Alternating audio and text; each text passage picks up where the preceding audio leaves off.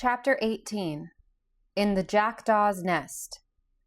"This," said the Gump, in a squeaky voice not at all proportioned to the size of its great body, "is the most novel experience I ever heard of. The last thing I remember distinctly is walking through the forest and hearing a loud noise. Something probably killed me then, and it certainly ought to have been the end of me. Yet here I am, alive again, with 4 monstrous wings, and a body which I venture to say would make any respectable animal or fowl weep with shame to own. What does it all mean?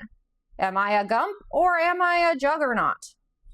The creature, as it spoke, wiggled its chin whiskers in a very comical manner. "You're just a thing," answered Tip, "with a Gump's head on it, and we have made you and brought you to life so that you may carry us through the air wherever we wish to go." "Very good," said the thing.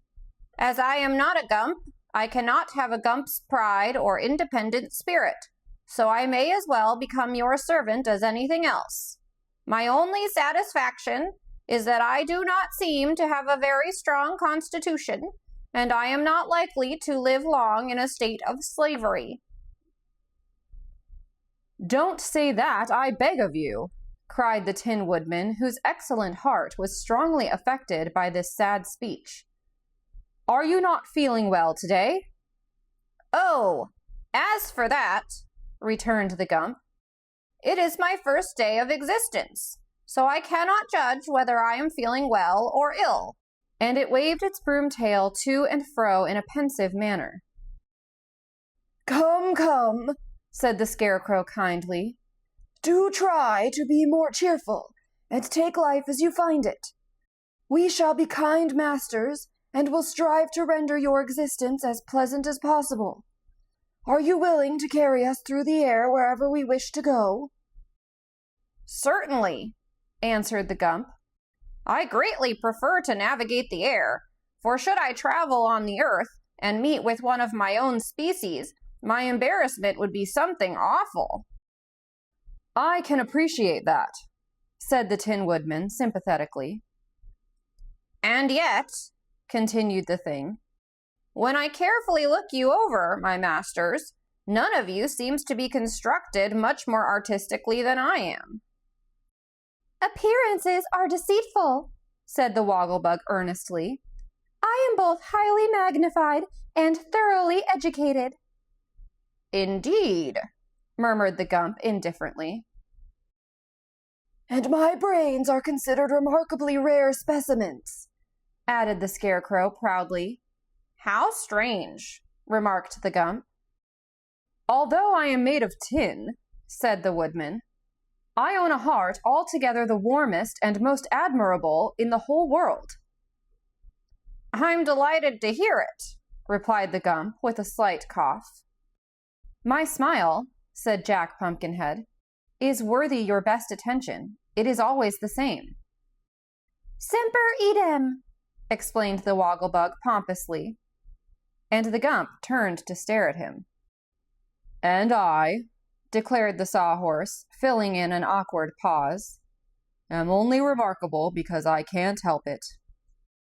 "I am proud indeed to meet with such exceptional masters," said the Gump in a careless tone. "If I could but secure so complete an introduction to myself, I would be more than satisfied." "That will come in time," remarked the Scarecrow. "To know thyself is considered quite an accomplishment, which it has taken us, who are your elders, months to perfect. But now," he added, turning to the others, "let us get aboard and start upon our journey." "Where shall we go?" asked Tip as he clambered to a seat on the sofas and assisted the Pumpkinhead to follow him. "In the South Country rules a very delightful queen called Glinda the Good, who I am sure will gladly receive us," said the Scarecrow, getting into the thing clumsily. "Let us go to her and ask her advice." "That is cleverly thought of," declared Nick Chopper, giving the Wogglebug a boost and then toppling the sawhorse into the rear end of the cushioned seats. I know Glinda the Good, and believe she will prove a friend indeed. Are we all ready? Asked the boy. Yes, announced the Tin Woodman, seating himself beside the Scarecrow. Then, said Tip, addressing the Gump, be kind enough to fly with us to the southward, and do not go higher than to escape the houses and trees, for it makes me dizzy to be up so far. All right, answered the Gump briefly. It flopped its 4 huge wings and rose slowly into the air, and then, while our little band of adventurers clung to the backs and sides of the sofas for support, the Gump turned toward the south and soared swiftly and majestically away. The scenic effect from this altitude is marvelous, commented the educated Wogglebug as they rode along. Never mind the scenery, said the Scarecrow. Hold on tight or you may get a tumble. The thing seems to rock badly. It will be dark soon, said Tip, observing that the sun was low on the horizon. Perhaps we should have waited until morning. I wonder if the Gump can fly in the night. I've been wondering that myself, returned the Gump quietly. You see, this is a new experience to me.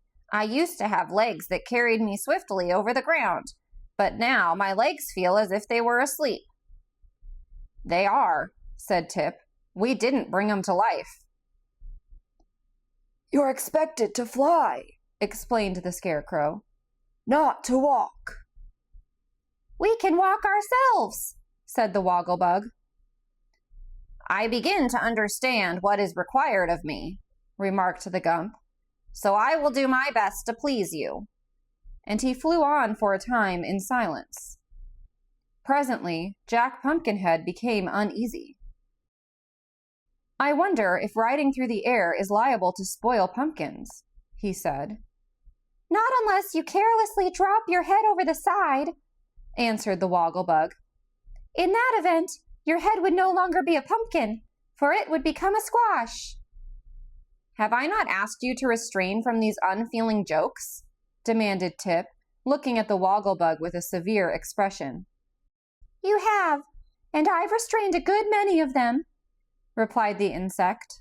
But there are opportunities for so many excellent puns in our language that, to an educated person like myself, the temptation to express them is almost irresistible. People with more or less education discovered those puns centuries ago, said Tip. Are you sure?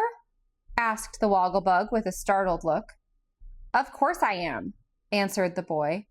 An educated Wogglebug may be a new thing, but a Wogglebug education is as old as the hills, judging from the display you make of it. The insect seemed much impressed by this remark, and for a time maintained a meek silence. The Scarecrow, in shifting his seat, saw upon the cushions the pepper box which Tip had cast aside, and began to examine it. Throw it overboard, said the boy. It's quite empty now, and there's no use keeping it.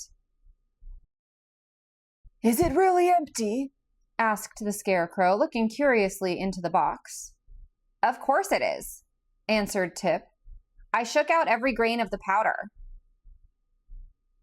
Then the box has 2 bottoms, announced the Scarecrow. For the bottom on the inside is fully an inch away from the bottom on the outside. Let me see, said the Tin Woodman, taking the box from his friend. Yes, he declared after looking it over. The thing certainly has a false bottom. Now I wonder what that is for.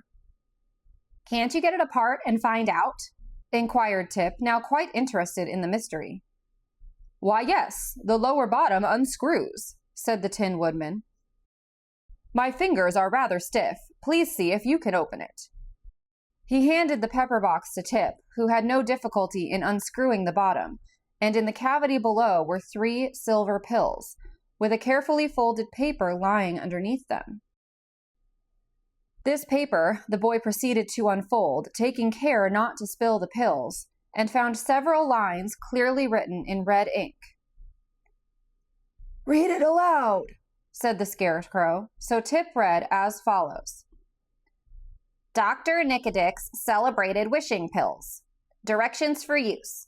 Swallow 1 pill, count 17 by 2s, then make a wish. The wish will immediately be granted.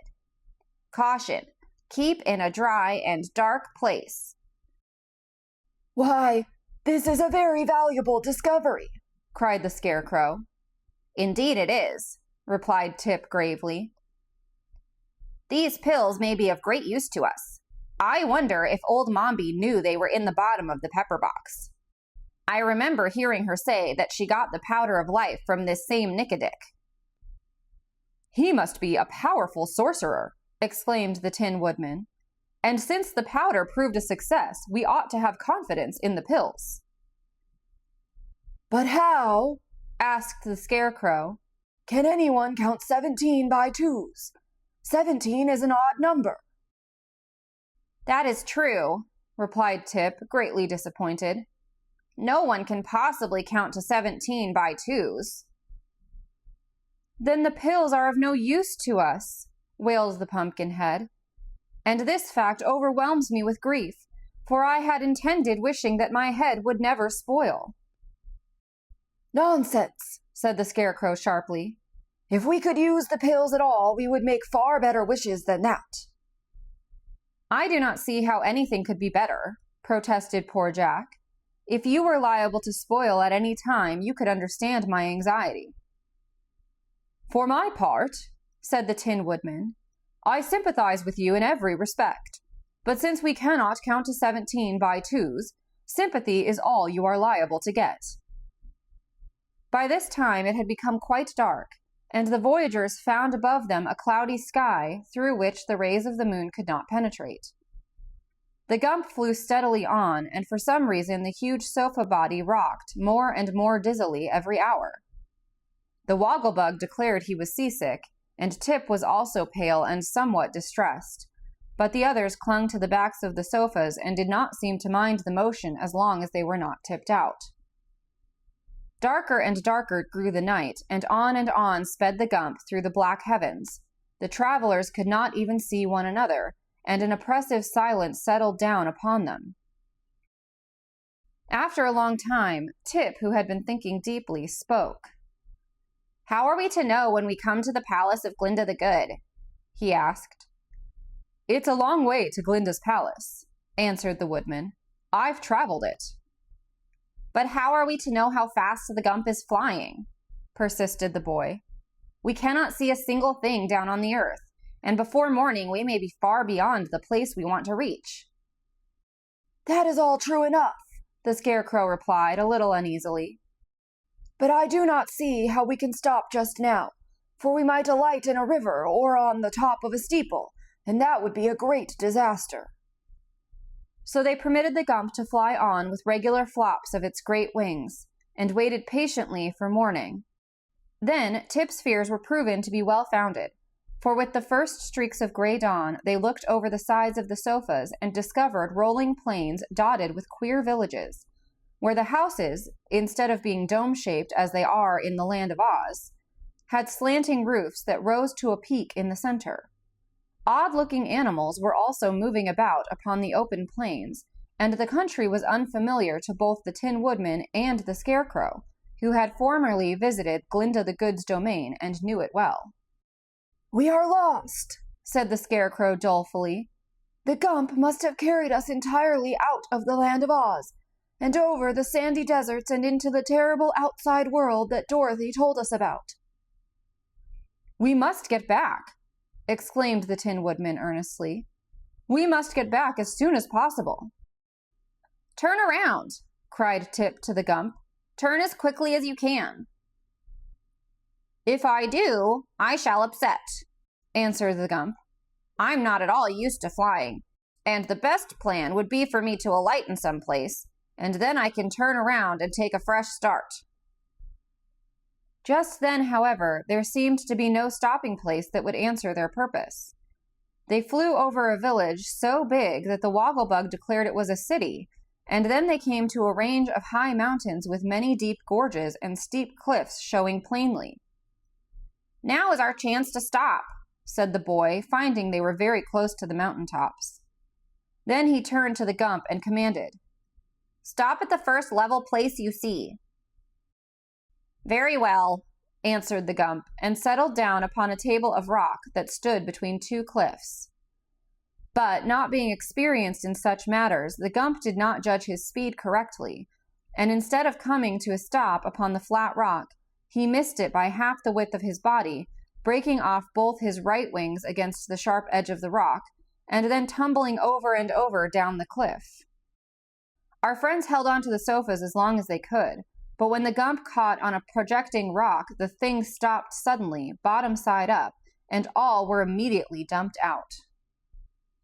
By good fortune, they fell only a few feet, for underneath them was a monster nest built by a colony of jackdaws in a hollow ledge of rock, so none of them, not even the Pumpkinhead, was injured by the fall.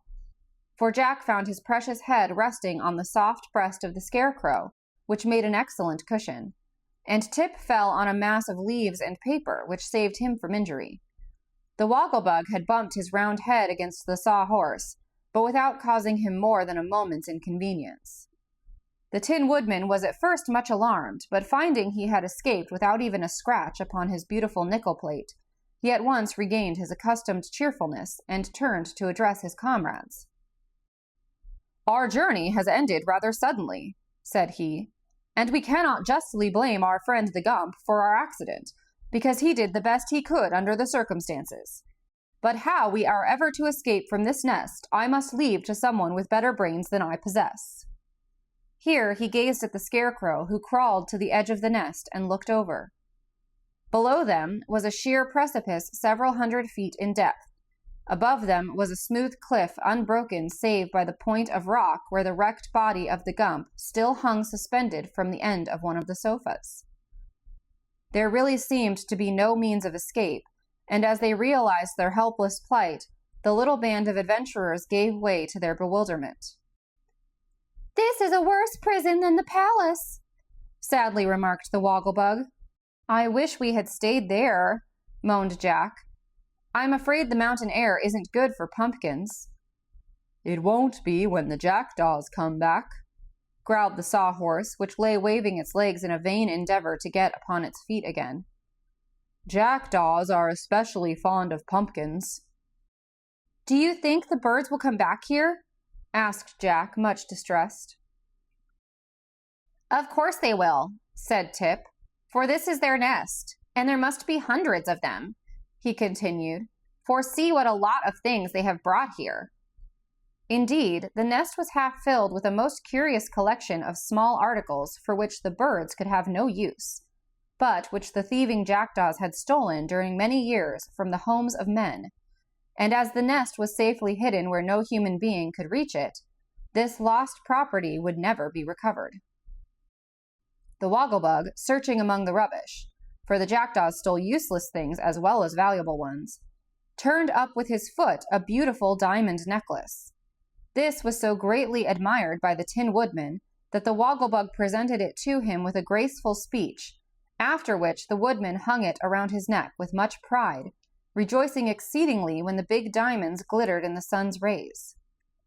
But now they heard a great jabbering and flopping of wings, and as the sound grew nearer to them, Tip exclaimed, "The jackdaws are coming, and if they find us here, they will surely kill us in their anger." I was afraid of this, moaned the Pumpkinhead. My time has come. And mine also, said the Wogglebug, for jackdaws are the greatest enemy of my race. The others were not at all afraid, but the Scarecrow at once decided to save those of the party who were liable to be injured by the angry birds. So he commanded Tip to take off Jack's head and lie down with it in the bottom of the nest, and when this was done, he ordered the Wogglebug to lie beside Tip. Nick Chopper, who knew from past experience just what to do, then took the Scarecrow to pieces, all except his head, and scattered the straw over Tip and the Wogglebug, completely covering their bodies. Hardly had this been accomplished when the flock of jackdaws reached them. Perceiving the intruders in their nest, the birds flew down upon them with screams of rage.